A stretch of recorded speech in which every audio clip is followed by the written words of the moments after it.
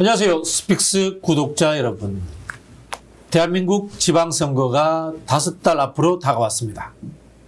이재명 대통령이 성남시장, 경기도지사를 거쳐서 대통령이 되었습니다. 그렇다 보니까 지방선거에 대한 관심이 특별합니다.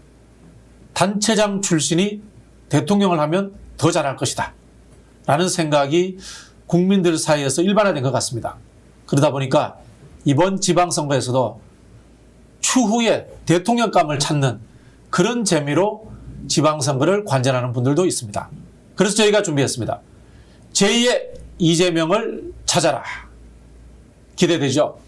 자, 이번에는 지난 시간과 같이 전북에서 출마를 준비하고 계신 이원택 의원님과 부산에서 구청장을 준비하고 있는 정진우 위원장을 모셨습니다. 두 분 안녕하세요.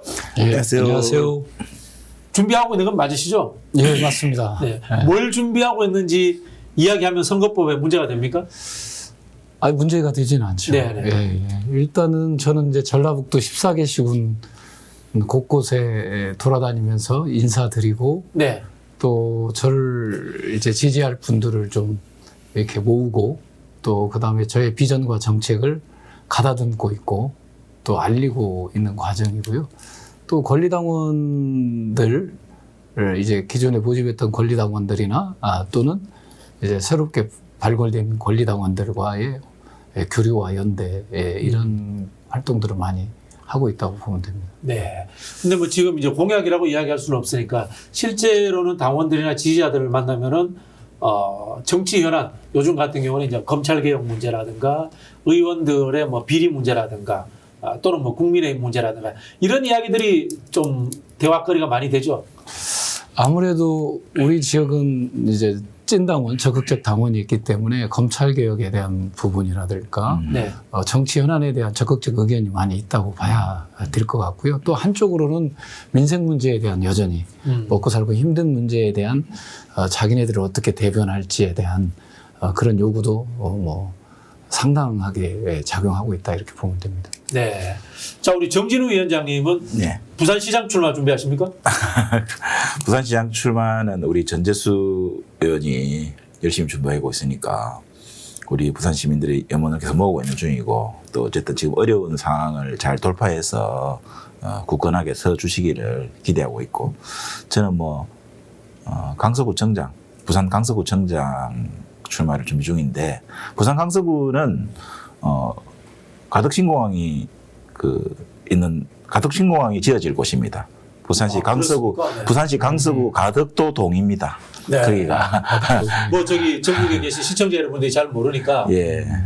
강서구 어디 붙어 있는겨? 강서구가 어디 있냐면은 부산에서 거제도로 넘어가는 거가대교를 가는 곳에 거제도 앞에 또 부산하고 가까운 섬이 가덕도입니다. 네. 지금은 연육교로 이제 이어져 있죠. 거제도까지 다리가 이어져 있기 때문에. 근데 거기 가덕도를 우리 노무현 대통령께서 이제 김대중 노무현 대통령 시절부터 남북권 신공항의 중심지로 했었고, 거기는 또한 원래 이별의 부산 정거장 하는 부산 일제시대 때 일본과는 카페리오 타는 항이 이제 부산항입니다. 부산 북항입니다. 거기가 영도다리 하고 거기가 그런데 물동량이 많아지고 이러다 보니까 부산 신항을 만들었어요. 부산 신항도 가덕도하고 가덕도의 내륙인 진해 네. 안골이라고 하는데 거기가 부산 신항에 진해 쪽은 북 컨테이너 부두라 그러고 가덕도 쪽은 남 컨테이너 부두라고 그래서 부산 가덕도에 공항이 들었으면은 이제 항만과 항공과 그리고 육로가 육해공 물류 트라이앵글 중심지다.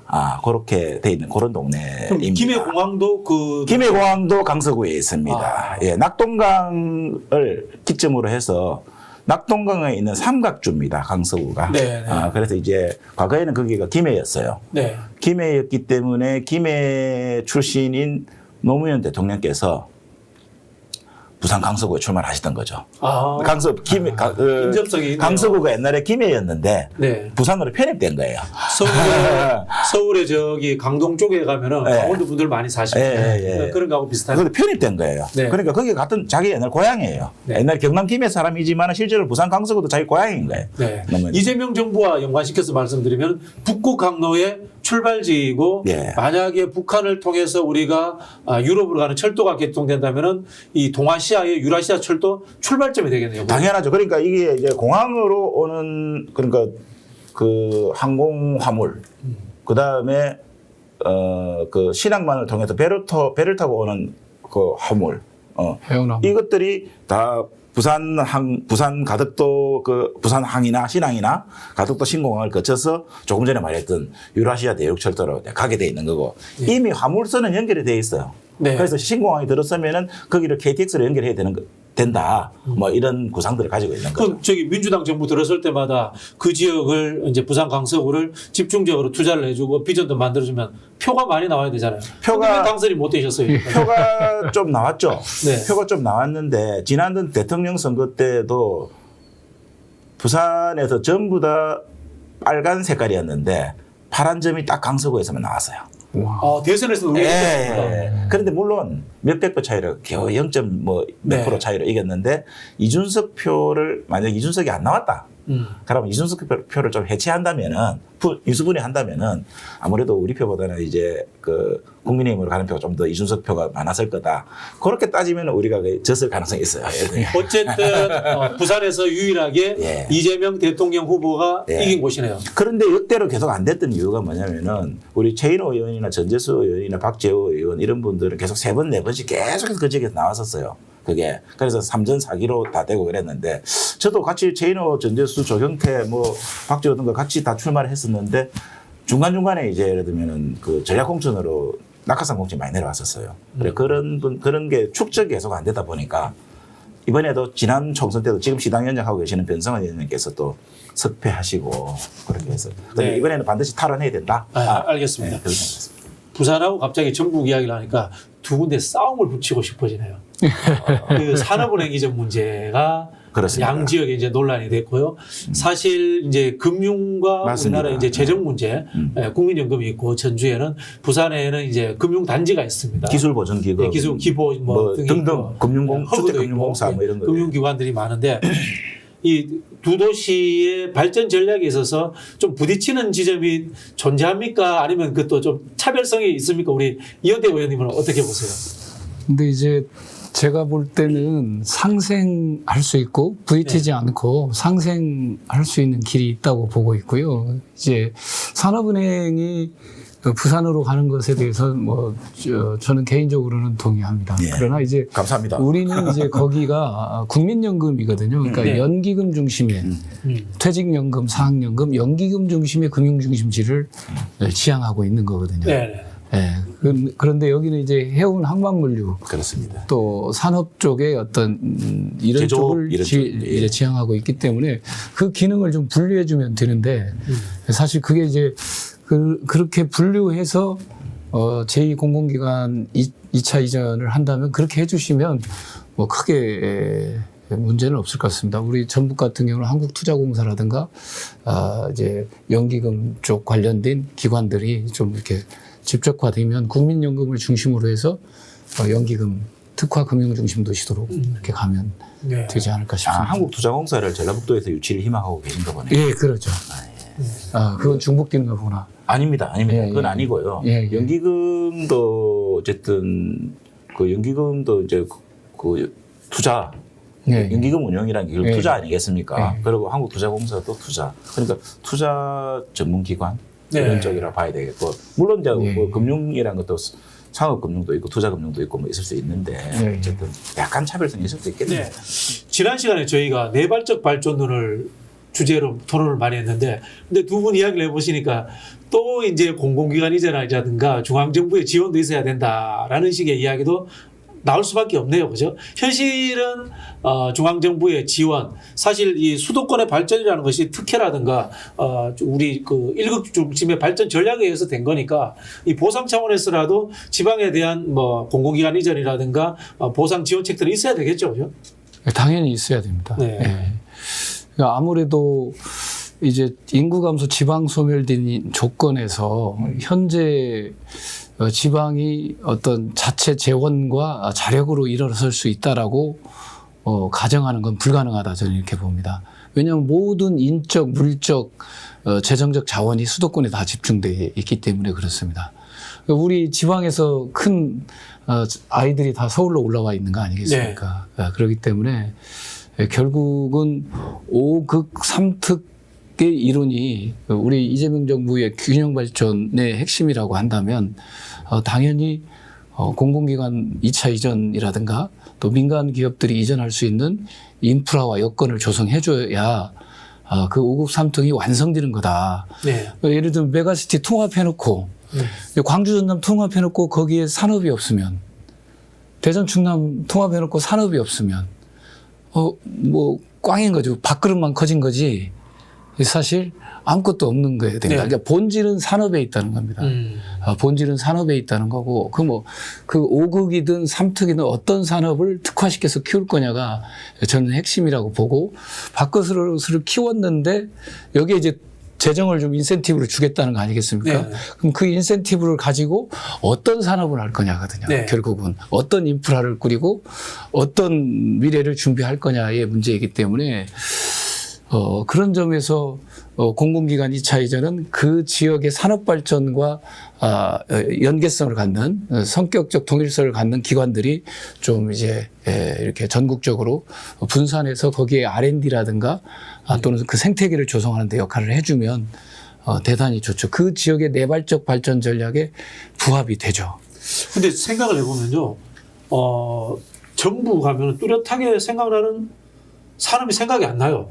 군산의 뭐 조선이나 그 정도 생각이 나고 제가 기억나는 건 단홍 저기 요구르트 만드는 회사 생각나고 주로 익산의 보석단지 뭐 이 정도 생각나는데 산업이 없었던 거 아닙니까? 어떻게 주로 보면 먹거리 산업 아닌가요? 그러니까 농업이라든가 뭐 김제평야. 예. 옛날에 저 정책위에서 근무할 때도 생각해보면 주로 전북하면은 무슨 뭐 식품 클러스터 이런 거만 그렇죠. 했던 것 같은데. 익산의 식품 클러스터. 그러니까 이제 우리 전북이 이제 산업적 방향이 네. 사실 농경사에서 산업화로 오면서 농생명 산업을 주장을 했어요. 네. 그렇죠. 그러면서 한쪽은 식품 산업을 주장을 네. 했고, 근데 이 식품 산업이 이제 익산의 국가식품 클러스터 1단계가 있는데 이게 좀 더디게 온 거예요. 그러니까 중앙정부에서 이걸 과감하게 예산을 줘서 국가식품 클러스터이기 때문에 네. 속도감 있게 육성하고 키워가야 하는데 좀 더디게 된 거고 이재명 정부 들어서 2단계 이제 가는 거거든요. 네.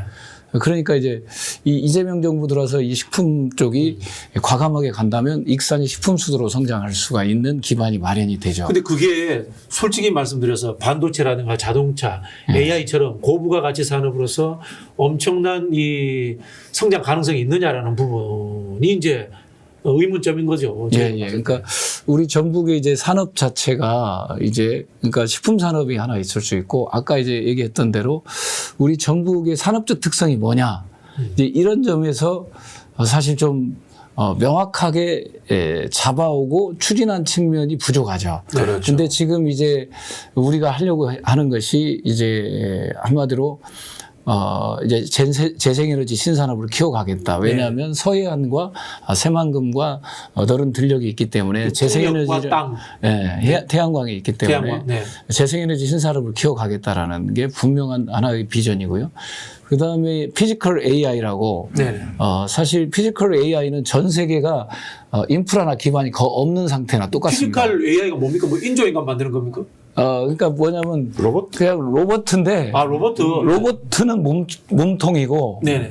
한마디로 영위와 처리 로봇 태권브이를 움직이는 영위와 처리가 피지컬 AI죠. 이번에 CES 이번에 그 라스베가스 CES 전시회의 그 관심사도 피지컬 AI였습니다. 그러니까 피지컬 AI는 사람을 대체하는 거. 지금 챗GPT나 이런 것은 생성형. 뭐 이렇게 네트워크를 통해서 자료를 생성하고 그걸 이제 자료를 만들고 이런 생성형 그 AI라면 Q&A죠 그거는 사실. AI라면 이것은 분석을 할 뿐만 아니라 스스로 행동을 조절하고 판단하고 행동을 하는 겁니다. 터미네이터네. 그렇죠. 완전 그렇죠. 로봇이에요. 그렇죠. 근데 그 피지컬 AI 터미네이터에 들어가 있는 두뇌다 생각하면 돼요. 네. 그러니까 로봇은 몸체고 그 터미네이터에 들어가 있는 두뇌. 그러니까 피지컬 AI. 이게 전북의 뭐 최소한의 기반이라도 지금 있습니까? 이번 이재명 정부 때 전북하고 전남하고 피지컬 AI 이 사업을 1조 규모로 5년간 내려줍니다. 그러니까 이제 피지컬 AI를 이제 연구할 수 있는 이제 R&D 예산이 내려온 거죠. 우리는 이제 상용차 중심의 피지컬 AI. 왜냐하면 우리 현대차가 상용차가 있고 타타대우가 상용차가 있기 때문에 상용차 중심의 AI인데 사실 전북은 농업 로봇도 피지컬 AI로 대상이 되고 네. 또 특장차 전문단지가 전국에 1위인 전문단지가 있습니다. 네. 특장차 전문단지, 건설기계 또 네, 우리가 알고 세거든요. 있습니다. 그거는. 그래서 이 네 가지 분야에 대한 피지컬 AI를 이제 실증 단지를 만들어서 진화시켜가고 실증을 하게 되면 요건 뭐 바로 국제 표준이 될 수 있죠. 그리고 전 세계에서도 와서 여기서 할 수 있죠. 그 현대 정의선 회장이 현대 로보틱스를 본인이 이제 관심사를 가지고 이제 직접 이제 경영을 하지 않습니까? 그게 좀 연결이 되겠네요.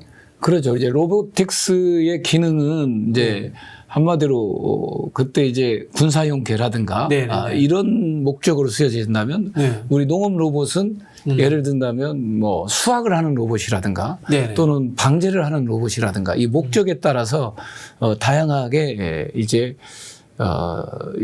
진화가 돼야겠죠. 그러니까 그 목적에 따라서 이 두뇌에 피지컬 AI하고는 두뇌에 다양한 경험이 데이터가 쌓여야 됩니다. 저런 경우는 이렇게 잡아야지, 이렇게 따야지, 또는 이렇게 이동을 해야지 이런 게 축적이 되면 순간순간 본인들이 분석해서 판단해서 행동을 하는 거죠. 네. 전북 이야기 좀 더 하면서 현대 이야기 연결해서 좀 말씀드릴게요. 군산의 조선소 문제는 어떻게 해결하실 겁니까? 자, 이 이야기 나오면은 결국 우리 재벌 기업이 현대 이야기를 안 할 수가 없는데 현대가 과거에 투자를 해서 하다가 뭐 이게 사양 산업이 된다거나 그러면 쭉 빠져나가 버리잖아요. 그죠? 그러다가 또 다시 이제 정부 지원이 있으면 들어오기도 하고 이렇게 되는데 이런 부분들에 대한 뭐 제어라든가 어떤 지금도 결국은 이 전북이 현대하고 깊은 관계를 맺어야 되는 상황들인데 현대를 다 믿어도 되는 겁니까? 제가 볼 때 현대중공업 군산조선소인데 현대는 의지가 없어요. 지금 우리가 사실 현대중공업이 폐쇄하고 마지막 그 문재인 대통령 마지막 시절에 블록이라도 제작해서 하는 걸로 했는데 우리가 150억의 어떤 보조금을 주고 있어요. 그 블록 제작 때문에. 근데 사실상 가동이 안 된다고 봐야 될 것 같고 현대중공업은 의지가 없기 때문에 이번에 우리가 관세 협상하면서 미국의 조선 산업을 위대하게 마스가 전략을 세웠잖아요. 그 마스가 전략의 핵심이 3,500억 불 중에 1,500억 불을 미국의 조선 산업을 위대하게 해서 우리나라로 한 207조를 지원하는 거거든요. 그럼 207조를 지원하면 미국의 조선 산업 생태계가 배를 건조할 수가 없습니다. 군함이든 상선이든 전략물자선이든 건조할 수 없기 때문에 그 돈이 결국은 우리나라로 올 수밖에 없다. 현대나 하나오션이나 또는 제3의 조선업체로 올 수밖에 없다. 이렇게 보고 있고 그럼 미국 측 물량이 많이 발생하기 때문에 세계적인 물량도 있고 미국 측 물량이 많이 발생하기 때문에 그 물량을 가지고 군산조선소를 살리는 대책을 정부가 좀만 노력해주면 할 수 있다라는 거고 현대중공업은 이거 매각을 해야 됩니다. 사실 하나오션이든 제3의 조선업체에 매각을 하고 그리고 거기에 물량을 줘서 다시 활성화시키는 그 계획으로 가야 될 것 같다 이렇게 보고 있고요. 제가 알기로는 뭐 성사는 아직 지금 논의지고 있지만 매각 논의도 있는 걸로 제가 알고 있고 그래서 매각이 되면 독자적인 또 다른 조선업체가 군산조선소를 운영해 갈 수가 있지 않을까 싶습니다. 결국은 그럼 그게 수주 물량 문제인데 그러면은 미국의 그 마스가에서 파생되는 물량들이 다시 한국으로 유턴해 들어올 수 있다. 들을 수밖에 없는 거죠. 우리가 207조를 줬는데 미국에서 제조할 수가 없거든요. 미국이 지금 제조할 수 있는 상태가 아니에요. 예, 배를 건조할 수 아주 있는 초보적인 예, 예를 아주 들면 그러니까 기술적인 이전만 하고 예. 우리가 예를 들면 그러니까 뭐 배를 건조하려면 다양한 그렇죠. 수만 개의 뭐 그런 수만 게 개의 있겠죠. 부품도 예, 있고 뭐 인프라가 있어야 되는데 그게 안 돼 있어요. 그렇기 때문에 결국은 그것을 미국은 그 돈을 받았으면 누군가한테 이제 투자를 해서 건조를 해야 되는데 그 결국은 이제 한국으로 올 수밖에 한화가 없다는 지금 거예요. 유력한 상황이 돼 있는데 한화도 문제는 이제 그리고- 한화가 이걸 인수하느냐 문제네요. 예, 한화든 다른 업체든 다른 업체들. 인수를 해서 할 수 있도록 정부가 물꼬를 좀 터주면 저는 충분히 가능하다 이렇게 보고 있고 그럼 의원님이 한화 저기 회장 만나셔야 되겠네요. 옛날 청와대에 있을 때는 뵙기도 했는데 네. 요즘은 아직 그래서 일반 사람들이 얼마 전에 지난주에 김민석 총리 면담 요청해서 네. 이 부분에 대한 설명을 드렸어요. 자세히 제가 지금 여기 공개하지 않는 내용도 자세히 설명드려서 정부가 좀만 관심을 가지면 군산조선을 살릴 수 있는 물꼬가 트일 것 같다. 네. 이 말씀을 총리께 드렸고 총리께서 살펴보고 적극 대책 마련해보겠다 이렇게 말씀하셨어요. 그 우리 정진우 위원장이나 저나 이제 외지인의 입장이고 한편으로 보면 이제 경상도 사람 입장으로 전북을 봤을 때 아쉬운 점이 있어요. 그게 뭔가 하면은 좀 섭섭했던 것도 있는데 태권도 공원이 무주에 갔을 때 저 사실 좀 황당했어요. 태권도는 경주에 와야 되는 거 아니면 이제 당연히 그렇게 생각을 하거든요. 저걸 왜 가지고 갔지 이런 생각도 들고 또 하나 드는 생각이 새만금 50년부터 새만금인데 아직도 새만금이냐. 지금 솔직히 말하면 옛날만큼 땅이 필요 없는 시대잖아요. 옛날 농사 짓기 위해서 새만금이 필요했잖아요. 이제 땅도 필요 없는 시대에 새만금 이제 와서 뭐 해서 뭘 하겠느냐 이런 생각도 들고 여기에 덧붙여서 민주당 계열에 전북의 유력 정치인들이 정말 많았습니다. 그렇죠. 대선 주자들도 많았는데 왜 전북은 광주 전남보다도 뒤처지고 이런 그 첨단 산업도 없고 우리 민주당 그 열성 지지자들이 제일 많은 도인데 이렇게 내쳐져 있느냐? 라는 정치적 불만이 솔직히 좀 있습니다. 저도 그런 생각 드시죠? 저도 사실은 전라북도 도지사 준비하고 계시기 때문에 아픈 대목으로 그 부분을 질문해 보고 싶었어요, 사실은. 네. 근데 박진영 우리 평론가께서 지금 지적하셨는데 최소한 뭐 김대중 대통령 야당 시절에는 김대중 대통령의 호남 라이벌인 이철성 씨부터 아니 우리 저 실명 검열할게요. 아니야, 뭐 김원기 의장님도 계셨고 뭐. 그래요. 수많은 그리고 김대중 노무현 이후에는 수많은 예를 들면은 그 전북의 유력 정치인들이 민주당을 계셨죠. 아니 전북이 아니라 민주당을 대표하는 정치인들을 광주 전남보다 더 많이 배출한 게 전라북도인데 전북이죠. 그리고 또 당원 숫자도 광주 전남보다 어떨 때는 전라북도 더 많은 적이 많았어요. 민주당의 압도적 지지를 예. 쏟아줬고. 그런데 소위 말하면 전라북도가 왜 그렇게 계속 침체하고 있는가? 그게 저는 질문하기 이전에 제 나름대로 평가는 결국엔 누렸던 것 아닌가? 그 정치인들이. 네. 네. 누리고 기득권에 안주했던 거 아닌가? 그래서 또 도지사 되면은 이완택 의원님도 그러시고 뼈아픈 질문을 해보는 거예요. 이런 사실은. 이야기입니다. 저는 그게 성찰하고 어느 정도 성찰하는가? 뭐 저는 이런 이제 거. 지난 이제 지방자치 30년을 이렇게 돌아보면 사실 이제 지도자들의 뭐 누렸다, 이제 안일했다, 뭐 이런 측면도 분명히 있을 거고요. 근데 제가 볼 때 사실 우리가 이제 기업 유치, 투자 유치를 핵심으로 해왔습니다, 사실. 그런데 막상 기업 유치, 투자 유치를 크게 성공을 못 시켜왔어요. 그렇죠. 이게 크게 성공이 안 돼 오면서 사실 우리 전라북도 도민들을 먹여 살려왔던 경제 생태계는 자꾸 약화되어 온 거죠. 이게 네. 기업 유치는 안 되고 이 경제 생태계는 약화되고 이렇게 되는 거죠. 그러니까 제가 볼 때는 그래서 제가 내발적 발전 전략을 얘기하는 겁니다. 맞아요. 그러니까 아까 어떤 정치 지도자들의 개인적인 문제도 있을 수 있지만 노선의 문제가 우리 전북이 못 먹고 못 사니까 어떤 큰 기업 또는 큰 투자 유치를 통해서 한 방에 해결하겠다 이런 인식이 있어 왔는데 이제 그러다 보니까 전북 하면 뭐가 떠오르는 산업이 딱 잡히지 않는다라는 지적이 있습니다. 그렇습니다. 네, 그러니까 전북 하면 생각나는 게 전주 한옥마을밖에 없어요. 그러니까 저는 거꾸로 이렇게 해줘. 그건 성공한 거죠. 그것은 네네. 전주 한옥마을은 내발적 성공한 발전 거죠. 전략의 핵심 산업입니다. 자기가 갖고 있는 자산을 잘 조성하고 육성해서 키운 거죠. 재원을 투자해서.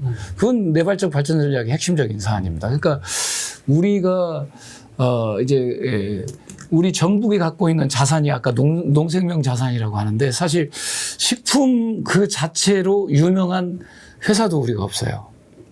단어. 풀무원이라든가 예를 든다면 뭐 할인? 거기는 이제 축산업 쪽이고 그 식품 쪽에 예를 든다면 농생명을 핵심으로 했지만 농생명 산업의 핵심은 하나는 식품 산업이고 하나는 바이오 아니겠습니까? 네, 바이오인데 하나는 바이오 중에 기능성의 그린 바이오와 레드 바이오가 있는데 이 부분에 뭔가 일가를 이룬 기업이 없어요. 그러니까 이 말은 뭐냐면 우리가 우리의 재원을 또 국가 재원을 가져와서 일관된 성장 전략을 세워야 되는데 이거 조금 투자하다가 아니야 저거 같아. 저거 조금 투자하다가 아니야 저거 같아. 저거 조금 투자하다가 이렇게 되다 보니까 분산은 됐지 뭔가 일관된 성장이 지금 잘 안 되온 겁니다. 그리고 이제 외부의 기업이나 투자 유치를 한다고 거기에 이제 어떤 도정의 중심이 끌려 있다 보니까 내부의 성장 전략이 잘 안 되온 거죠. 네. 그러니까 뭐 예를 든다면 탄소 산업 같은 경우도 키우겠다고 해서 전주시에서 키워왔지만 이걸 더 확장하는 전략을 구사해줘야 계승해서 돼야 되는데 그 자리에서 멈추는 거죠. 의원님 말씀을 들어보면 의원님이 이제 정책 전문가인 걸 알겠는데 저희가 이렇게 파고들려고 하는 사람에 대한 평가라든가 정치인에 대한 비판을 슬쩍 피해가시는 것 같은데요. 노련하게 자, 이게 내발적 그거로 돌리네. 그러니까 잠깐 말을 돌리시는데 저희가 느끼기에 이런 느낌이 있습니다. 결국 지역구는 전북이었지만 서울 정치는 아니었느냐. 그런 사람들이 전북 정치를 주도하지 않았느냐.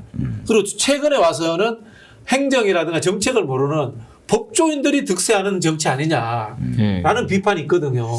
이거 근데 본인이 답 안 하시면 본인도 그 같은 정치인으로 이렇게 휩쓸러 가셔요.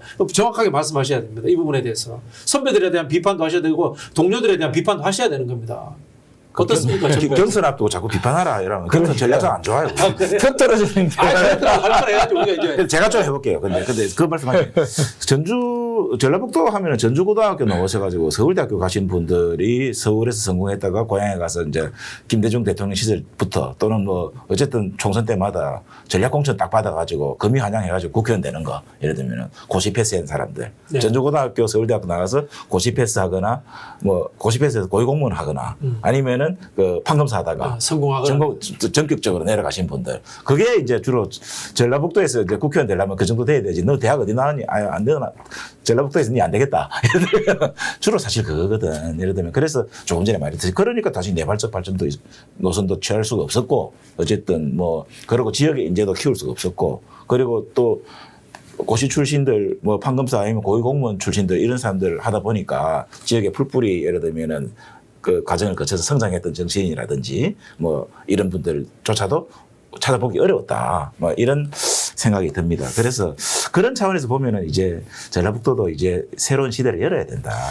그러니까 이제 지역의 어떤 현실과 경제적 자산, 문화적 자산 또는 뭐 생태적 자산 등 이런 것을 충분히 알고 있으면서 이 자산을 어떻게 성장 전략으로 만들어 갈 거냐라고 하는 과정에 검증된 사람들이 사실 그렇죠. 일관되게 이제 산업 정책을 펴가야 되는데 우리 전북의 기존의 이제 정치가 일관된 산업 전략을 가기가 쉽지 않았죠. 이제 왜냐하면 전북의 산업 구조라든가 또 산업 우리가 장점을 잘 알아야 그런 방향에 맞춰서 산업도 특성화시켜서 가는 건데 이제 지난 한 30년간 뒤돌아 보면 그런 게 상당히 잘 안 됐죠.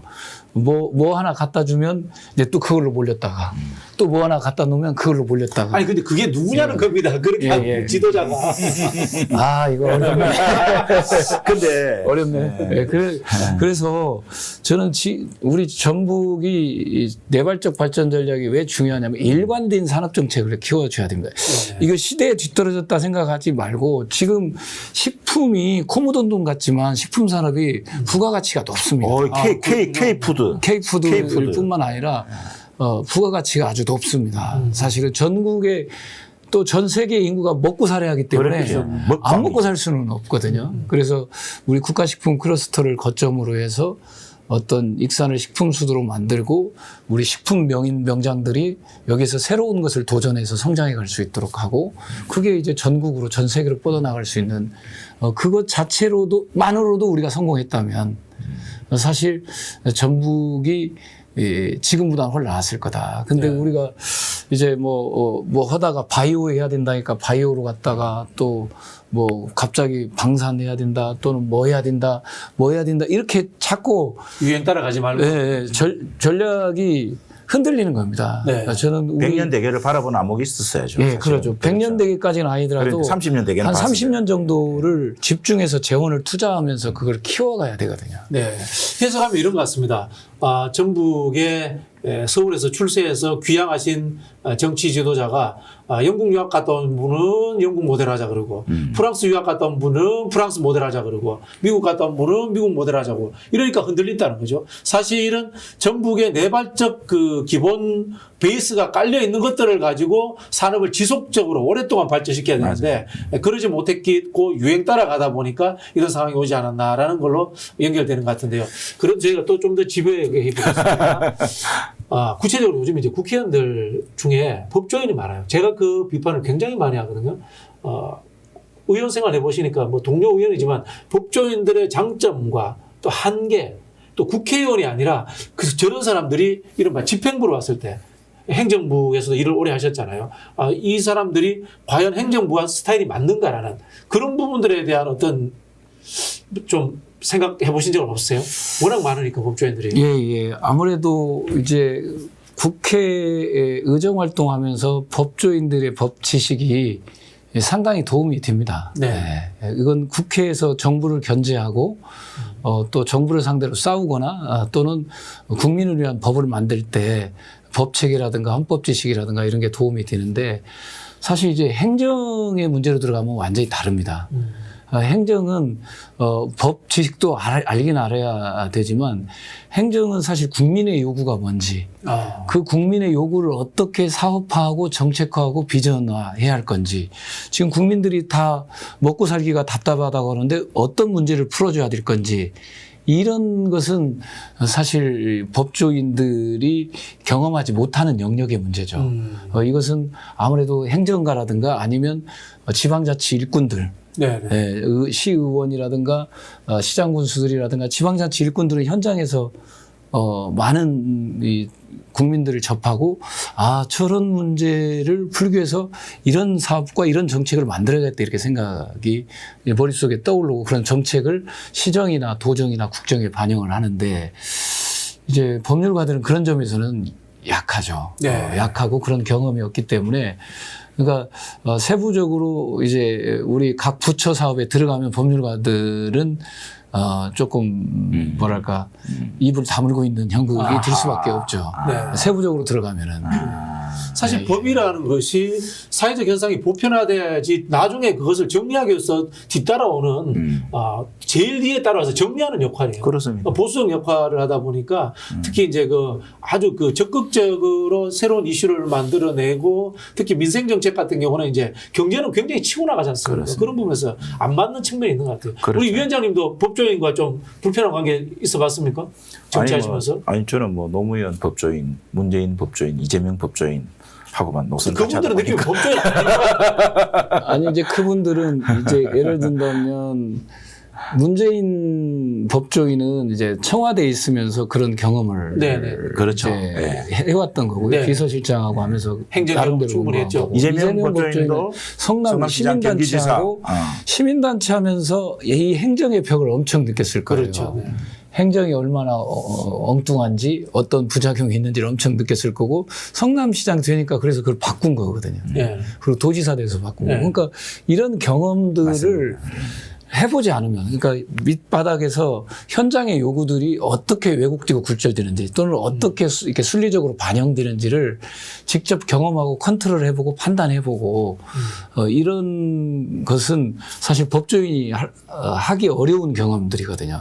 네. 근데 그렇게 한 경험을 가진 사람들은 법 지식도 있고 그런 경험도 있으면 이제 시너지 효과가 나겠죠. 근데 대다수 법조인들은 그런 경험을 다 갖지 바로 않으니까. 이제 뭐 변호사 하시다가 바로 이제 국회의원 공천 받아주고 국회의원 되신다. 그런 분들은 노무현 법조인은 사실은 노동운동가였습니다. 네. 사실은 그 1988년도 그 국회의원 유근항에 의해 국회의원 되셨지만 그 전에는 부산의 노동운동가였어요. 사실은 그 시절에는 노무현 법조인을 비롯한 두세 명 부산 경남의 모든 시국 사건 이지만 주로 노동 그 관련된 재판은 전부 노무현 변호사 다 했습니다. 그러니까 노동운동까지 우리는 변호사라고 생각을 별로 안 해봤어요. 느낌도 변호사로 기억이 안 남는 것 같다라는 생각이 드는데 사실 이재명 대통령도 변호사인지 모르는 사람들이 많아요. 그냥 성남시장 행정같이 그렇죠. 그렇죠.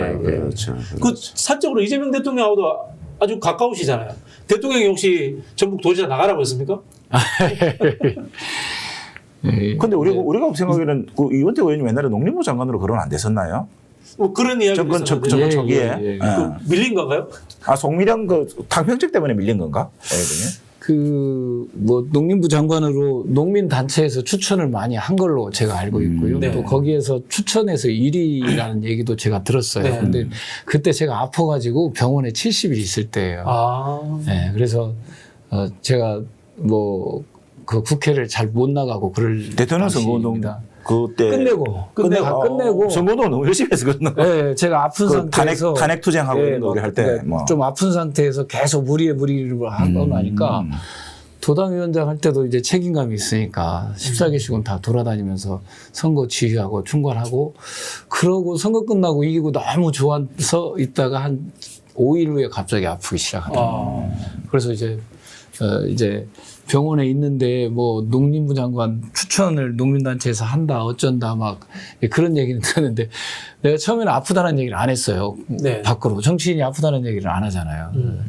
가지고 야 그냥 그 무리하지 마라 또 안 했으면 좋겠다 이렇게 이제 얘기를 했었는데 나중에 이제 들어보니까 뭐 농림부 장관 추천 1위였다는 얘기를 들었었고요. 근데 제가 그때 상태에는 장관을 할 수가 없었어요. 제안이 오더라도 이제 할 수가 없었다는 말씀을 드리는 거예요. 그럼 만약에 지금 갑자기 농림부 장관 제안이 온다면은 이 도지사 출마는 중단하고 농림부 장관 가십니까? 아니 이제 마음을 결정했기 때문에. 결정했으니까. 그럼 전라북도 도지사 나가신다고 생각하시니까 한번 저는 부산 사람으로서 하나 여쭤보고 싶은 건데 이제 요즘 그 대전 충남 통합, 광주 전남 통합 이야기도 하고 부산 경남 행정 통합 이야기도 늦은 감이 있지만 하고 있는데 그 원래는 이제 우리 그 과거 지난 우리 민주당 정권 시절에 부울경 메가시티라고 해가지고 그것을 이제 제일 선도적으로 선제적으로 우리가 준비를 했고 그때 김경수 도지사, 그다음에 송철호 울산시장, 그다음에 또 김영춘 그 해양수산부 장관 이런 분들이 부울경을 대표하는 정치인들이 합의도 하고 그래서 그때 법 제도적 그다음에 예산적 그 뒷받침도 다 마련하고 실제로 출항을 앞두고 있었는데 그때 이제 부산시장이 박형준 국민의힘 시장이었는데 김경수 경남지사 송철호 울산시장 시절에는 그 합의를 했었어요. 부산시장도 정당은 다르더라도.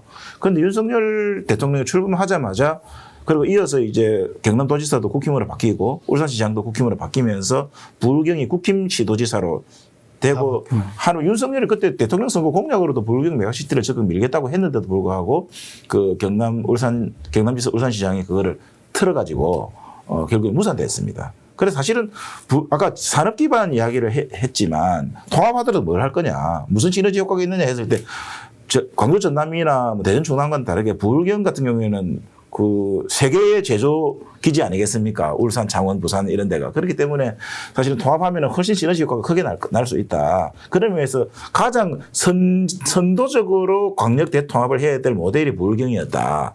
이렇게 하는데. 그 울산에서 자기들이 빠지겠다는 거예요. 요즘은 이제 부산 경남 통합 이야기만 하고 울산은 우리는 빠지겠다. 우리는 오히려 뭐 울산은 광역시는 아니지만 뭐 우리와 가까운 경주, 포항 등과 함께 뭐 해오름 동맹을 하겠다라는 등 이런 이야기를 하고 있습니다. 그래서 울산 너희들이 빠진다. 뭐 그럴 수도 왜 빠지지? 뭐 이런 생각을 그럼 너희들 다른 데는 다 합치는데 너희들끼리 혼자 남아서 뭐 할래? 이렇게 반문도 하고 하는데 전라북도는 광주 전남 통합하고 5국 3특 중에서 계속 3특으로 남고자 하는 이유가 뭔가요? 광주 전남북이 합치면 안 됩니까? 그게? 저도 그걸 물어보고 싶네요.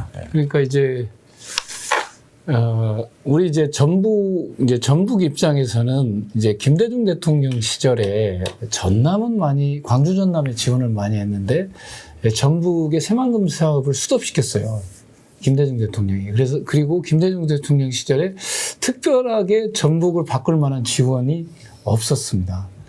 이제 그러다 보니까 우리가 민주당을 그렇게 밀었고 김대중 대통령을 그렇게 밀었지만 우리한테 온 게 뭐냐 이런 이제 지적과 비판이 있었습니다.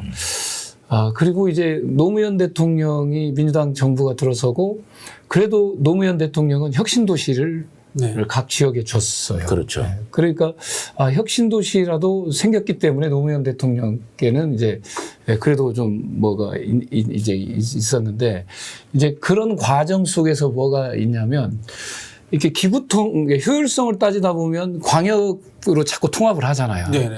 그러니까 전북에 있었던 기관을 광주로 통합하고 그러니까 여기 기관들이 다 광주로 빨려가는 거예요. 이게 자꾸 빨려. 익산 국토관리청이 익산에 있는데 이것도 광주에서 가져가려고 그랬었거든요. 본청이 익산에 있음에도 불구하고 이걸 가져가려고 그러는 거예요. 이제 그런 것들에 대한 반발. 그다음에 전북 홀대 호남 속에서도 전북이 홀대당하고 있다는 그런 인식들이 우리 이제 전라북도 도민들께 광범위하게 인식이 됐었었고요. 그래서 독자적 경제 기반, 경제권을 설정하자. 이제 독자적 경제권을 설정하자. 이런 의견이 이제 대다수였고 그 독자적 경제권을 설정할 수 있는 그 기반이 뭐였냐. 새만금이라고 하는 인프라가 있었습니다. 거기에 공항, 항만, 철도, 그 다음에 뭐 여러 가지 이제 독자적으로 살아갈 수 있는 그런 기반이 있었기 때문에 그래서 독자적 인프라, 그 독자적 경제권을 설정하고 가겠다는 거였죠.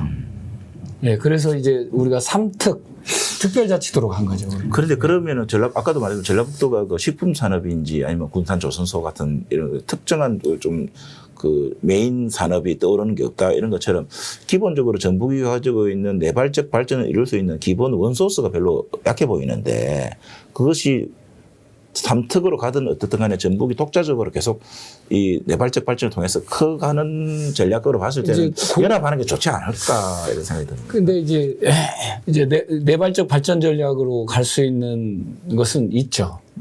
그러니까 예를 든다면 우리가 관광산업도 한옥마을이라든가 군산의 근대 역사관이라든가 내장산이라든가 뭐 여러 가지 관광자원이 서해안도 있고 뭐. 네, 서해안도 있고 뭐 해서 관광산업도 상당히 이제 이런 게 있고요.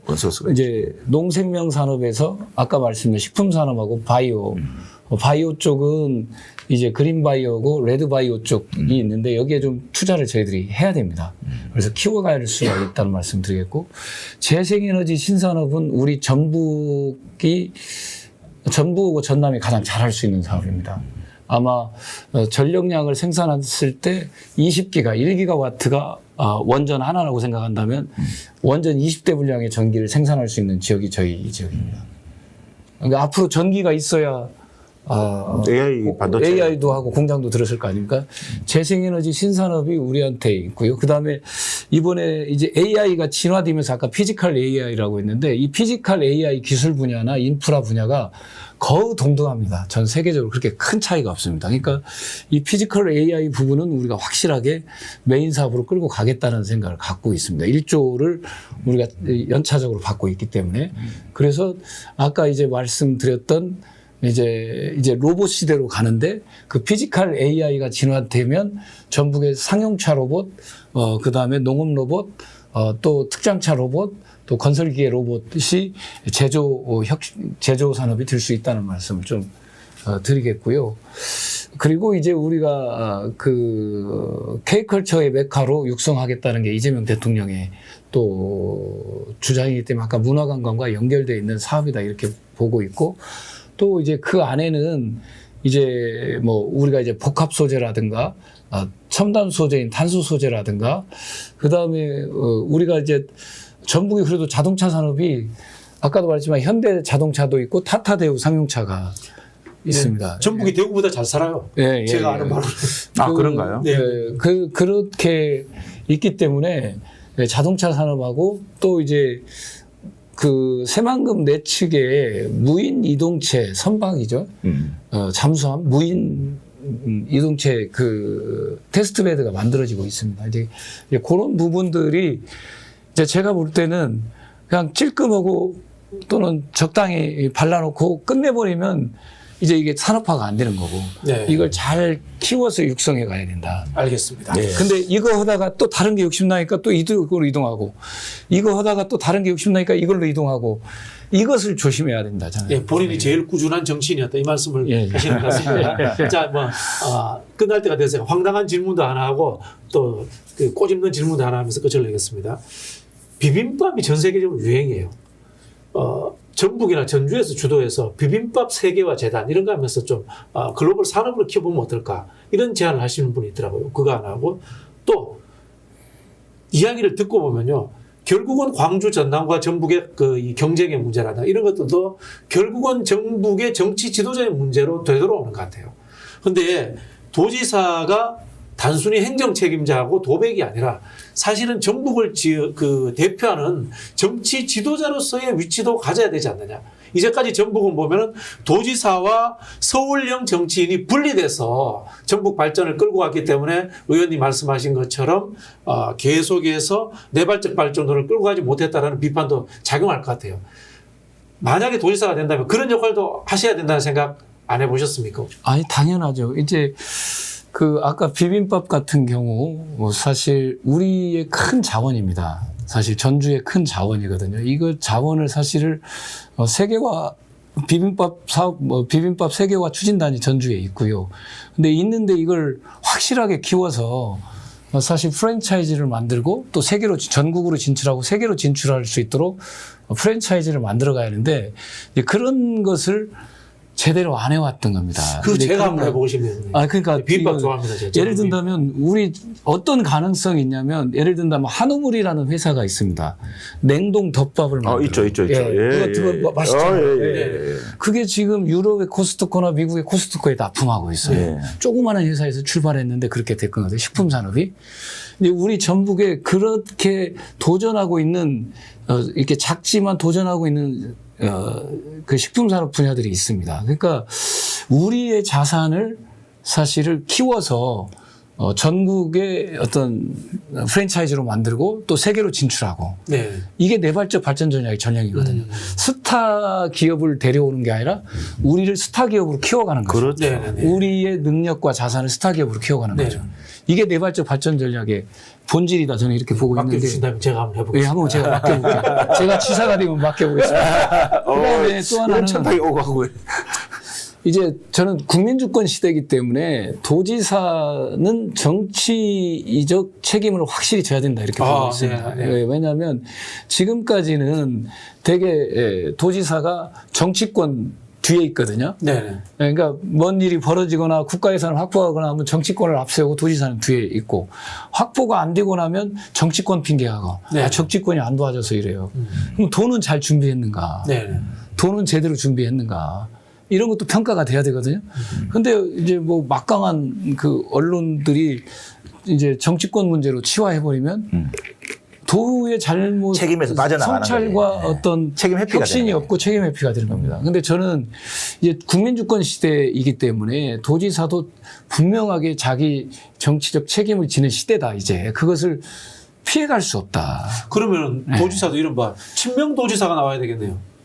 현실적으로. 그러죠. 예를 든다면 우리 전라북도 국민을 위해서 내가 이재명 대통령에게 충성하고 그 길을 통해서 우리 전북을 발전시킬 수 있다고 하면 그 앞장서서 해야죠. 반면도지사가 너무 안 되지 네. 일단 그건 뭐 당연히 앞장서서 충성하면서 당연히 해야죠. 이제 그렇게 되는 거고 또 저는 이제 미국 같은 경우는 주지사들도 발언을 다 하잖아요. 네, 정치적 발언, 하죠. 메시지를 하잖아요. 그렇죠. 이제 우리 도지사들도 이제 그런 시대로 진입해가고 있다는 겁니다. 그래서 네. 행정 뒤에서 나는 행정만 하고 국가예산 확보해야 하니까 중립적이고 이런 스타일로는 국민의 요구를 채워갈 수 없다. 네. 저는 그렇게 봅니다. 알겠습니다. 자, 마지막으로 짧게 인사 말씀 좀 해주시죠. 네. 예. 그 애청자 여러분 또 전라북도 도민 여러분 이렇게 마지막 인사를 드립니다. 제가 그 누구도 흔들 수 없는 가장 강력한 전라북도를 만들겠다. 가장 강력한 개혁도지사가 되겠다라고 하는 슬로건을 가지고 지금 전라북도 곳곳을 누비고 있습니다.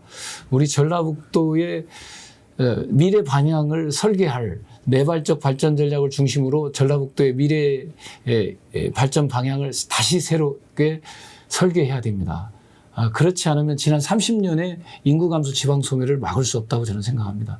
이제 내발적 발전 전략 중심으로 전북의 자산과 우리 전북인들의 창조적 능력을 믿고 새로운 길로 나아가고 싶습니다. 감사합니다. 네. 자, 우리 정진우 위원장님도 그래서 부산 이야기 못했는데 짧게 또 본인 지역구 이야기 좀 해주시죠. 뭐 우리 부산은 지금 아까 전라북도와 경쟁 관계 있는 약간의 뭐 경쟁 심리가 있는 거 아니냐 이랬는데 그 대한민국을 중앙 집권 국가에서 지방 분권 국가로 재창조하는 데 있어 가지고 부산과 전북은 같은 동지라고 생각을 하고 그런 차원에서 여러 가지 많은 생각들을 많이 공유할 수 있는 기회였다고 생각합니다.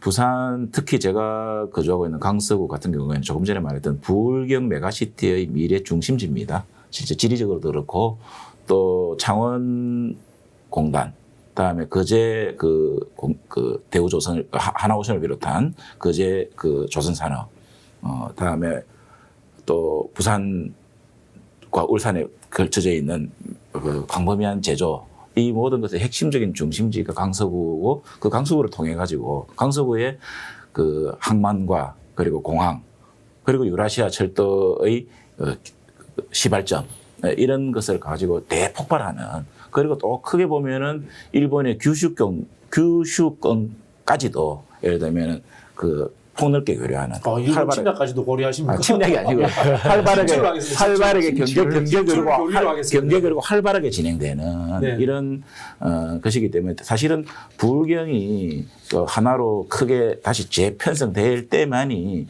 대한민국이 대전 충남이나 강주 전남의 통합과는 비교할 수 없을 정도로 대한민국을 수도권 일극 체제에서 일단은 양극 체제로 경쟁하는 구도 이것의 모범을 창출해서 그 광주 전남이나 대전 충남이나 대구 경북이나 이런 그 광역 통합의 광역 통합들이 벤치마킹 할 수 있도록 하는 모범 사례를 가지려고 부울경 메가시티를 먼저 준비했으나 국민의힘 그 광역단체장들의 단견으로 주춤거리는 바 있겠으나 이번 2026년 지방선거를 통해 가지고 다시 한번 다시 그러한 깃발을 새롭게 높이 들어서 좀 질주해 보고 싶다. 이런 네. 소망을 드립니다.